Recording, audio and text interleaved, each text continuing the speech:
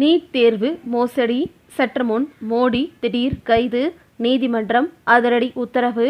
அதாவது நீட் விவகாரம் இந்த ஆண்டு மிகப்பெரிய சர்ச்சையாக மாறியுள்ளது. நீட் கேள்வித்தாள் முன்கூட்டியே லீக் ஆனது. தேர்வு ரத்து, மறுதேர்வு, சிபிஐ விசாரணை, கைதுகள் என பல திருப்பங்களை சந்தித்துள்ளது. இப்பொழுது எதிர்க்கட்சிகள் மத்திய கல்வி அமைச்சர் தர்மேந்திர பிரதானின் ராஜினாமை வலியுறுத்தும் அளவிற்கு விவகாரம் தீவிரமடைந்துள்ளது. இந்த சர்ச்சை எப்படி தொடங்கியது? இது கடந்து வந்த பாதை குறித்து நாம் இப்பொழுது பார்க்கலாம். கடந்த மே 3ஆம் தேதி தேசிய தேர்வு முகாமை நாடு முழுவதும் 22 லட்சத்திற்கும் அதிகமான மாணவர்களுக்கு நீட் தேர்வை நடத்தியது. கேள்வித்தாள்கள் சிபிஐ கண்காணிப்புடன் எடுத்து செல்லப்பட்டன. தேர்வு மையங்களில் பயோமெட்ரிக் சரிபார்ப்பு, ஏஐ கேமராக்கள், சிக்னல் ஜார்மார்கள் உள்ளிட்ட பாதுகாப்பு ஏற்பாடுகள் செய்யப்பட்டன.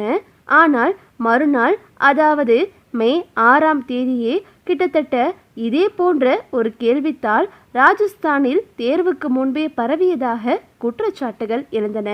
அந்த மாடல் கேள்வித்தாள்களில் இருந்த பல கேள்விகள் நீட் தேர்வுடன் ஒத்துப்போனதாக தகவல்கள் வெளியாகின. இதனையடுத்து மே 7ஆம் தேதி இந்த புகார்கள் குறித்து விசாரிக்க உத்தரவிடப்பட்டது. அடுத்த நாளே சிபிஐ உட்பட மத்திய விசாரணை ஏஜென்சிகளிடம் உதவியும் கோரப்பட்டது. முதலில் கேள்வித்தாள் முழுமையாக லீக் ஆனதற்கு எந்த ஆதாரமும் இல்லை என்றே அதிகாரிகள் கூறினர். இருப்பினும் ராஜஸ்தான் போலீசார் நடத்திய தீவிர விசாரணையில் பல அதிர்ச்சி தகவல்கள் வெளியானது. தேர்வுக்கு முன்பே மாடல் கேள்வித்தாளில் இருந்து சுமார் 135 கேள்விகள் நீட் தேர்வில் இடம்பெற்றுள்ளதாகவும் தகவல்கள் வெளியாகின. இந்த விவகாரத்தில் 20க்கும் மேற்பட்டோரிடம் விசாரணை நடத்தப்பட்டதுடன் பலரும் கைது செய்யப்பட்டனர். முன்கூட்டியே கசிந்த வினாத்தாள் எத்தனை பேரிடம் சென்றது என்பது தெளிவாக தெரியவில்லை. இதையடுத்து மே 12ஆம் தேதி நீட் தேர்வு ரத்து செய்யப்பட்டு மறுதேர்வு நடத்தப்படும் என அறிவிக்கப்பட்டது. ஜூன் 21இல் மறுதேர்வு நடைபெறும் என்று மத்திய கல்வி அமைச்சர் தர்மேந்திர பிரதான் அறிவித்தார். இந்த விவகாரம் நாடாளுமன்ற நிலைக்குழுவிலும் எதிரொலித்தது. முழு வினாத்தாளும் கசியவில்லை, சில கேள்விகள் மட்டுமே கசிந்திருக்கலாம் என தேர்வு முகாம் விளக்கமளித்தது. ஆனால் பாதுகாப்பு குறைபாடு ஏற்பட்டுள்ளது என்று தர்மேந்திர பிரதான் கூறினார். இருதரப்பு விளக்கமும் முரணாக இருந்ததால் அப்பொழுதே இது கடும் விமர்சனங்களை எதிர்கொண்டது. மறுபுறம் சிபிஐ விசாரணை வேகம் எடுத்தது.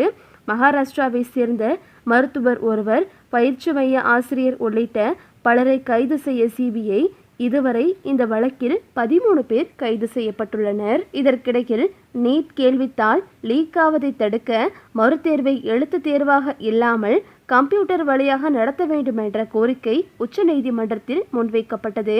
ஆனால் கடைசி நேரத்தில் தேர்வு முறையை மாற்றுவது சாத்தியமில்லை என்று கூறிய நீதிமன்றம் வழக்கமான முறையிலேயே தேர்வு நடத்த அனுமதி கொடுத்தது. இதையடுத்து இதுவரை இல்லாத வகையில் மத்திய அரசு பாதுகாப்பு ஏற்பாடுகளை மேற்கொண்டது. இந்திய விமானப்படை மூலம் கேள்வித்தாள்கள் எடுத்து செல்லப்பட்டன. டெலிகிராம் செயலி கூட தற்காலிகமாக முடக்கப்பட்டது. இந்த சூழலில்தான் கடந்த மாதம் நீட் விவகாரம் தொடர்பாக கரப்பாம்பூச்சி கட்சி குரல் கொடுத்தது. நீட் முறைகேடுகளுக்கு தார்மீக பொறுப்பேற்று தர்மேந்திர பிரதான் ராஜினாமா செய்ய வேண்டும் என்பதே அவர்கள் கோரிக்கையாகும். டெல்லியில் இளைஞர்கள் தொடர் போராட்டம் நடத்திய நிலையில் சோனம் வாங்சுக்கின் காலவரையற்ற உண்ணாவிரதம் தேசிய அளவில் கவனத்தை ஈர்த்தது. நாளுக்கு நாள் மாணவர்கள் ஆதரவு இந்த போராட்டத்திற்கு அதிகரிக்கவே இப்பொழுது தேசிய அளவில் மிகப்பெரிய பிரச்சனையாக வந்திருக்கிறது. இந்த நிலையில் இந்த போராட்டத்தில் ராகுல் காந்தி மற்றும் காங்கிரஸ் தலைவர்கள் இதில் பங்கேற்றனர். அதாவது மல்லிகார்ஜுனா கார்கேவின் பிறந்த நாளை முன்னிட்டு அவருக்கு வாழ்த்து தெரிவிப்பதற்காக டெல்லியில் ராஜாஜி மார்கில் உள்ள அவரது இல்லத்திற்கு காங்கிரஸ் எம்பிகள் அழைக்கப்பட்டிருந்தனர். மாலை 3 மணி அளவில் வாழ்த்துக்களை தெரிவித்து முடித்ததும் கார்கே, ராகுல் காந்தி, பிரியங்கா காந்தி மற்றும் கேசி வேணுகோபால் ஆகியோர் இல்லத்திலிருந்து வெளியே வந்தனர்.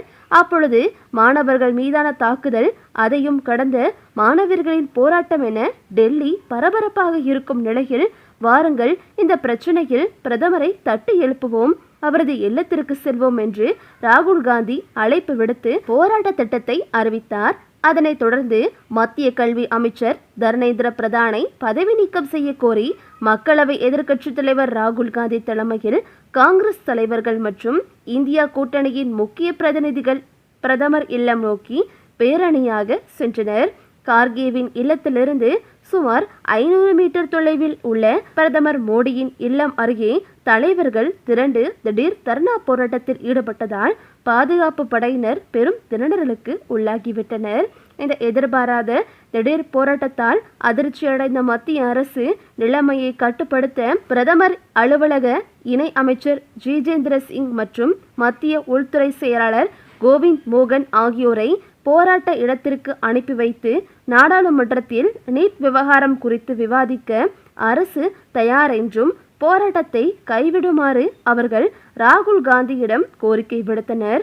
ஆனால் மத்திய கல்வி அமைச்சர் தர்மேந்திர பிரதான் ராஜினாமா செய்யும் வரை போராட்டம் தொடரும் என ராகுல் காந்தி திட்டவட்டமாக மறுத்துவிட்டார். மாலை 6:25 மணியளவில் டெல்லி துணை போலீஸ் கமிஷனர் சச்சின் சர்மா தலைவர்களுடன் நடத்திய பேச்சுவார்த்தையிலும் உடன்பாடு எட்டவில்லை.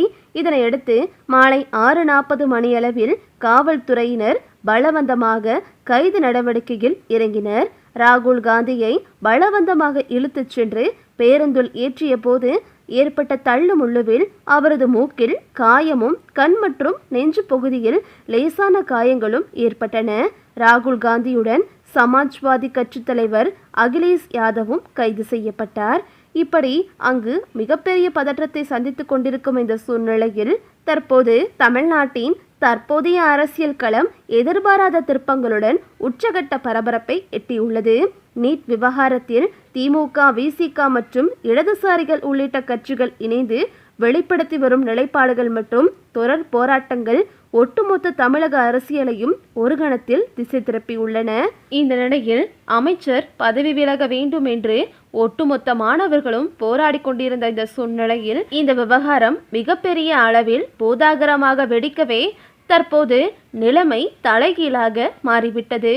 அதாவது அமைச்சர் தன்வந்திரியை பதவியிலிருந்து நீக்க வேண்டும் என்று தற்போது உச்சநீதிமன்றம் முடிவெடுத்திருப்பதாகவும் அதற்கான உத்தரவை பிறப்பிக்க இருப்பதாகவும் சொல்லப்படுகிறது. இது போதாக்குறையாக நீட் தேர்வில் பல மோசடிகள் நடந்ததற்கும் இந்த விவகாரத்தை இவ்வளவு பெரிய விஷயமாக்கியதற்கும் தற்போது உச்சநீதிமன்றம் மோடி அல்லது அமித்ஷா இருவரில் யாரையாவது ஒருவரை தற்போது கைது செய்ய வாய்ப்பிருப்பதாகவும் அவர்கள் மீதும் வழக்கும் போடப்படும் என்று தற்போது தகவல்கள் வெளியாகியுள்ளன. இந்த செய்தி பாஜக மத்தியில் பெரும் அதிர்ச்சியை ஏற்படுத்தியுள்ளது. ஏற்கனவே இந்த மாணவர்கள் போராட்டம், நீட் மோசடி என்று பல விஷயங்கள் மிகப்பெரிய சம்பவத்தை ஏற்படுத்தி வந்த இந்த சூழ்நிலையில் தற்போது மோடி, அமித்ஷாவின் கைது பாஜகவிற்கு மேலும் ஒரு பூகம்பத்தை கிளப்பியுள்ளது. ஓகே விவோஸ், இதை பற்றி நீங்கள் என்ன நினைக்கிறீங்க அப்படின்னு சொல்லிட்டு உங்களுடைய கருத்துக்களை கமெண்ட்ல தருவீங்க. இந்த வீடியோ உங்களுக்கு பிடிச்சிருந்தா லைக் பண்ணுங்கள், ஷேர் பண்ணுங்கள். மறக்காமல் நம்ம சேனலை சப்ஸ்கிரைப் பண்ணிக்கோங்க. தேங்க்ஸ் ஃபார் வாட்சிங்.